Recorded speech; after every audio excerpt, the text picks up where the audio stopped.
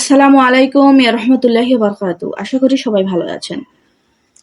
সহিহ বুখারী ও সহিহ মুসলিমে হযরত হুরায়রা রাদিয়াল্লাহু তাআলা থেকে বর্ণিত আছে, হযরত মুহাম্মদ সাল্লাল্লাহু আলাইহি ওয়াসাল্লাম বলেছেন, যে ব্যক্তি লা ইলাহা ইল্লাল্লাহু ওয়াহদাহু লা শারীকা লাহু লাহুল মুলকু ওয়া লাহুল হামদু ওয়া লাহু আলা কুল্লি শাইইন কাদির এই দোয়াটি দিনে 100 বার পড়বে, সে 10টি গোলাম আজাদ করার সমান সওয়াব পাবে।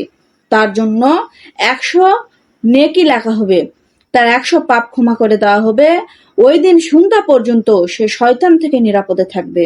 ওই দিন তার চেয়ে উত্তম আর কেউ হবে না, তবে সে ব্যক্তি যে তার চেয়ে বেশি পড়েছে।